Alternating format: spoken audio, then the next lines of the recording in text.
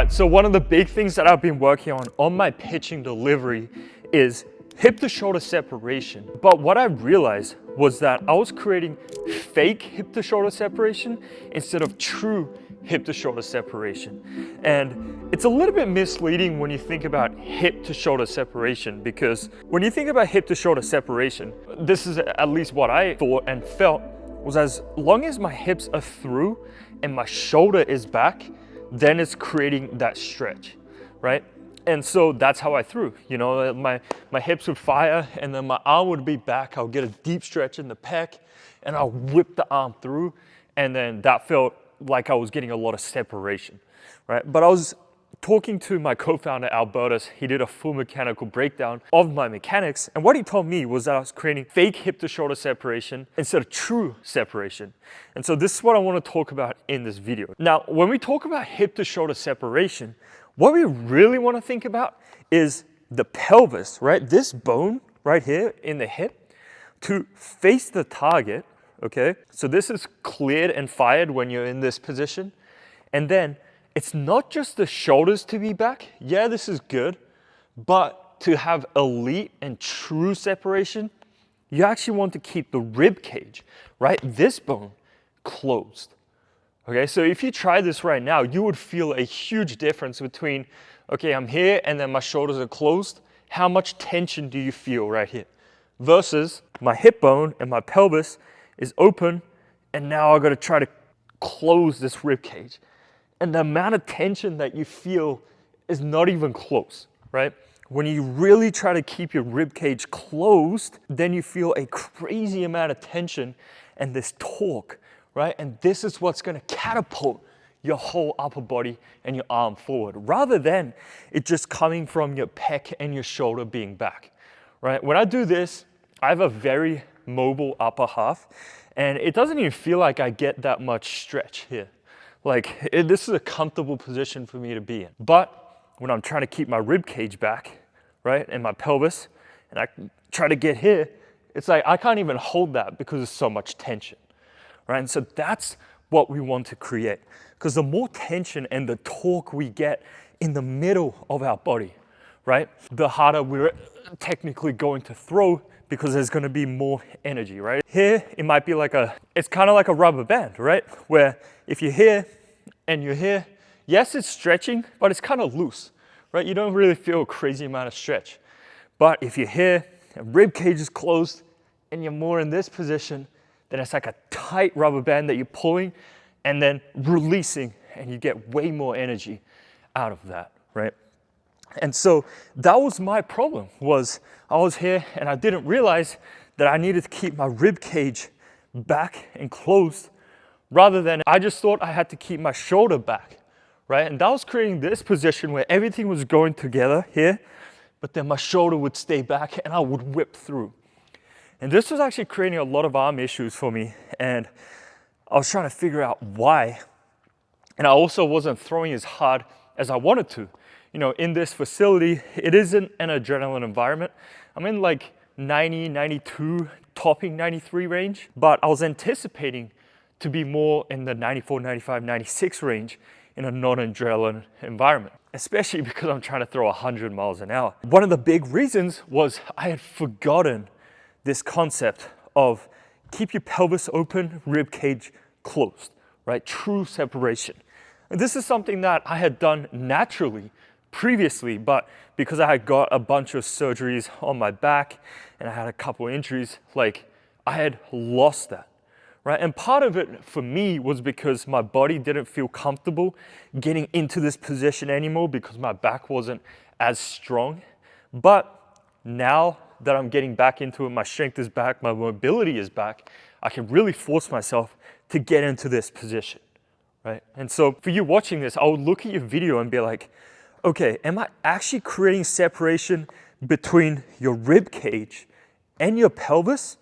Or am I just creating this position where your pec and your shoulder is back, right? Because if you are in this position and your pec and shoulder is just back, you might have a lot more velo in the tank, right? By actually creating true separation here and then throwing. I'm going to talk about a couple cues that I'm using to really help me improve this, right? So the first one, there are a couple things that go into this, right?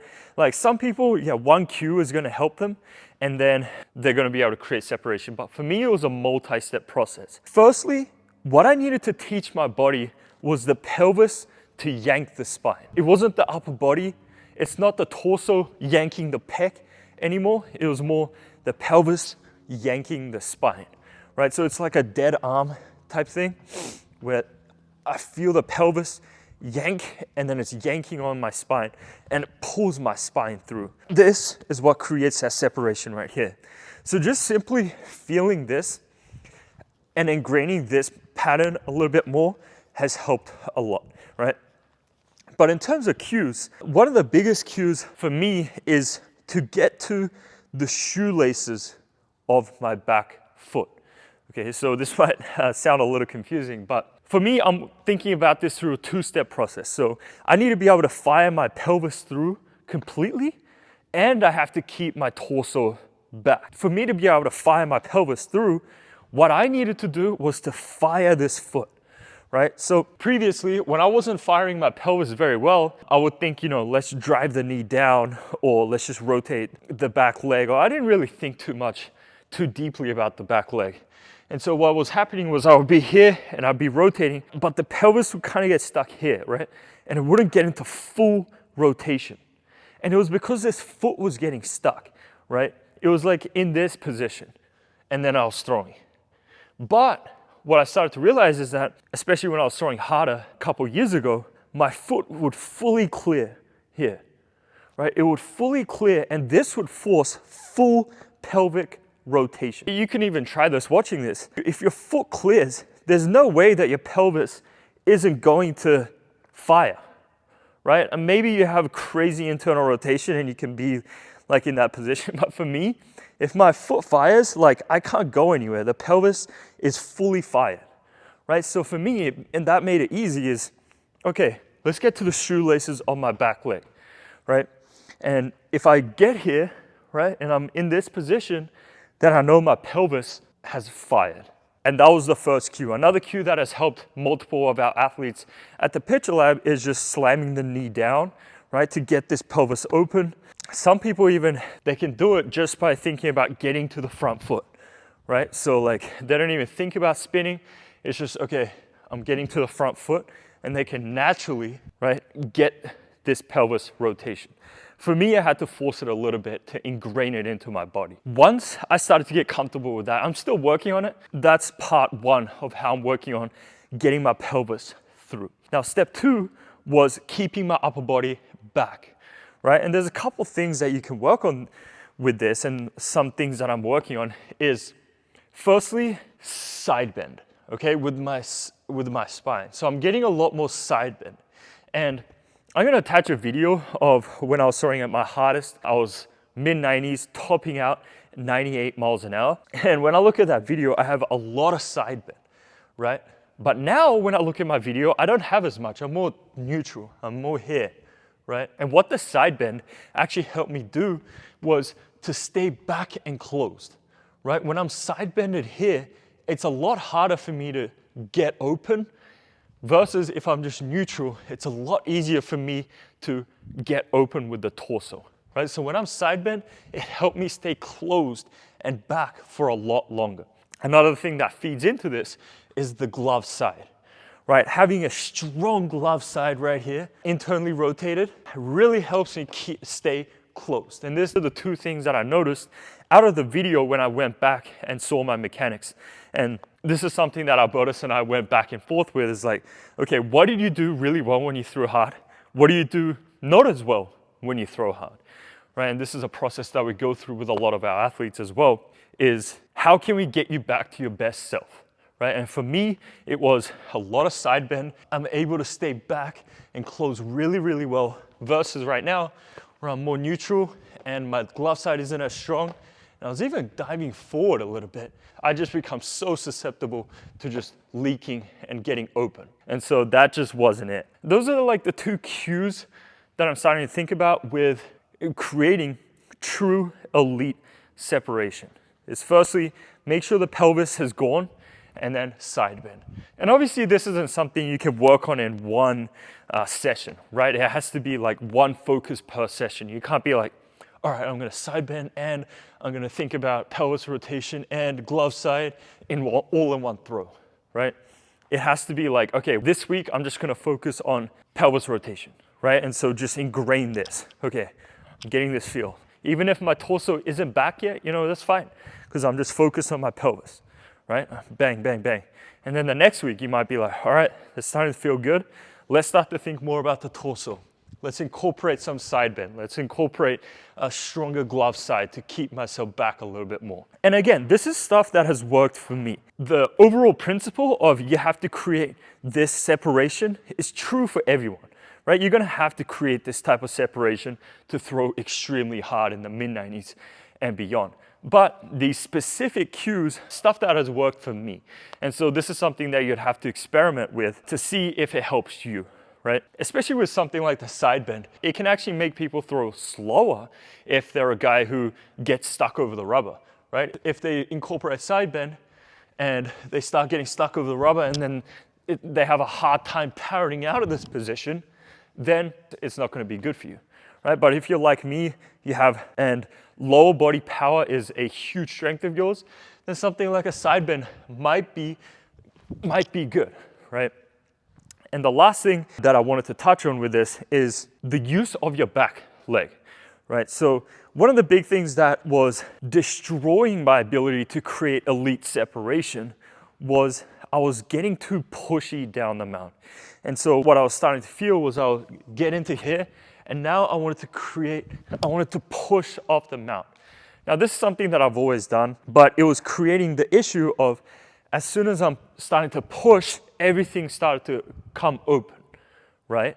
Rather than this just rotating and this staying closed and then throwing. Another thing that I'm focused on, I know it feels like I'm focused on a lot of things, but especially for these videos, I just want to give you a bunch of ideas, right? And if one of them helps you, then this video was worth it, right? And so for me, it's having my back leg work underneath me, right? And so I want to keep my back leg working underneath me rather than away from me. This is just a mental cue that I have on mine. But for me, how I think about it is, especially with the side bend, now all I have to do is stay back for as long as possible and then have the back leg work underneath me, get this pelvis open, and I know my torso will be in a good spot to fire. And so that's kind of the feels that I have right now. And I want to dive into a couple drills as well that will help with some of these. All right, so for the first one is the medicine ball. Medicine ball is one of my favorites just because it forces you to incorporate the whole body, right? Like I talked about, you're not going to be able to just throw this medicine ball with your pec, right? Because we're not throwing it like this. We're throwing it with both hands and we're going right here. And so this forces your torso to stay closed because your left arm is on the ball, right? And so you'll rotate and you get your pelvis open. Because your left arm is on the ball, it's gonna keep your torso closed and back, right? And now you can fire. The medicine ball is also gonna force you to use your whole spine to throw, right? If you've ever tried to throw a medicine ball really hard, like you're gonna have to use your whole body and your whole spine to throw the ball.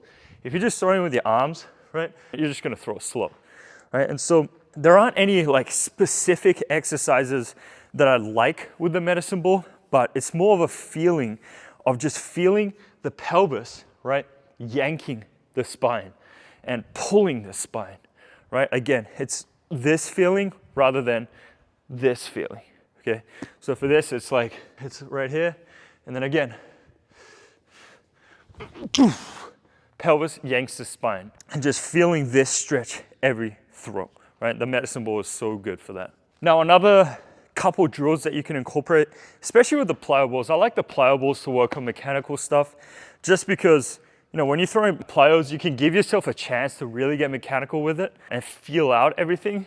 But then you should really get into the habit of when you're with a baseball, it's like, all right, it's time to throw, right? It's time to let it rip rather than, you know, thinking about all of these small things. And so I like to take care of all my mechanical things on the plyo wall. And once I start to feel good, it's like, all right, man, like I have a couple cues on the mount, but it's more external focus, right? It's like, okay, I'm just gonna rip it. But in terms of plyoables, some of my favorite ones, roll-ins. So I'm going here, I'm facing the target, and my pelvis is already open, right? It's already facing the target, and that's how I wanna keep it, okay? What I'm trying to accomplish with this drill is getting my torso closed and back, right? To feel that separation. It's like feeling that separation between the pelvis open and then the torso back, okay? And so you just walk into it, right? So you're trying to keep the pelvis open and then you get closed and then you throw. So you go. Bang. Okay, it looks something like that. And again, I'm going slow motion, so it might not look the best, but bang. And again, the feeling is getting to this position of everything is fired, but the torso is still back and closed, and then letting this whip through, right? Like the spine and the torso whip through with like a dead arm, rather than the arm just being super active and trying to whip it through, right? Another drill that I do on the plyo, and it looks kind of dumb, is again with like a dead arm, right? This should be super loose. And it's kind of just like feeling the torso pull the arm, like that, right? It's like a light throw, it's like a dead arm feeling, super relaxed arm. And I'm more focused on the torso pulling the arm rather than the arm actually whipping through, right? So those are the couple drills. And you can also do any other drill where you're just really feeling, right, the pelvis pull the spine. This isn't really something that's gonna get trained by like a specific drill of like, okay, do this. It's more of a feeling and an ingraining thing, right? So you need to be able to feel this happen. Whatever drill that makes you really feel this, then that would be the best one for you. Even on the mound, right? I work on this, just throwing off the mound with a plyo ball into a net or something right here, and just feeling that separation and throw. And that's honestly my favorite drill because that's the closest to what we're gonna get to throwing off the mound. Now, if you're still here and you're struggling with your pitching velocity and you want us to look at your mechanics, we can actually do that. If you book a call down below, you send us your mechanics, we'll actually have a look at it on the call, and we'll also see if we can help you gain pitching velocity, right? We're looking for guys who are extremely serious about their career, trying to get to the Division I professional level. If that's you, then I'd like to invite you to book a call, and I'll see you there.